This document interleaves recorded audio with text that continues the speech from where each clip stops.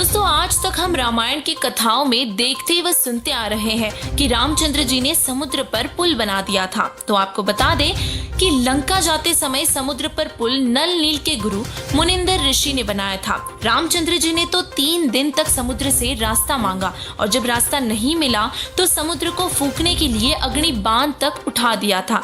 फिर समुद्र देवता ने रामचंद्र जी को नल और नील के बारे में बताया और फिर नल नील के माध्यम से मुनिंदर ऋषि ने निकट पर्वत के पत्थरों को अपनी शक्ति से हल्का कर दिया था और इस तरह समुद्र पर पुल बना और मुनिंदर ऋषि जी ही त्रेता युग में पूर्ण परमात्मा के रूप में उपस्थित थे। दोस्तों, हमने ये भी देखा है कि रामचंद्र जी ने कई राक्षसों का अंत किया और इसीलिए वही भगवान है। तो आपको बता दें कि विष्णु जी के जो भी अवतार होते हैं वो सब ब्रह्म के द्वारा पहले से ही निर्धारित होते हैं और वो वैसा ही करते हैं। भगत समाज का मानना है कि रामचंद्र जी जगत के उद्धार के लिए पृथ्वी पर आए थे।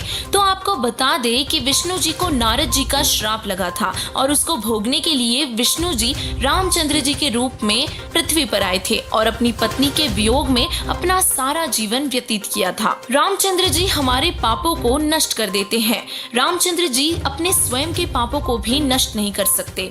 त्रेता युग में बाली को छुपकर मारा था, जिसका पाप भोगने के लिए द्वापर युग में शिकारी के बाण का शिकार होकर चुकाना पड़ा था। भगत समाज का मानना है कि रामचंद्र जी ने सबरी और अहिल्या का कल्याण किया था। तो आपको बता दें कि रामचंद्र जी उर्फ विष्णु जी अपने भक्तों को केवल स्वर्ग तक ही पहुंचा सकते हैं। स्वर्ग से ऊपर ब्रह्मलोक है और ब्रह्मलोक से भी ऊपर सतलोक है। वहां केवल पूर्ण परमात्मा की भक्ति से ही जाया जा सकता है। स्वर्ग में गए हुए प्राणी पुनः वापस आते हैं। रामचंद्र जी मर्यादा पुरुषोत्तम और न्यायकारी थे। राम जी सीता जी की अग्नि परीक्षा लेने के बाद अयोध्या लाए, फिर एक धोबी के कहने से अपनी गर्भवती पत्नी को जंगल में छोड़ दिया। आज के समय में किसी के कहने से कोई अपनी नेक और पवित्र पत्नी को जंगल में छोड़ दे तो क्या आप उसको मर्यादा पुरुषोत्तम और न्यायकारी कहेंगे?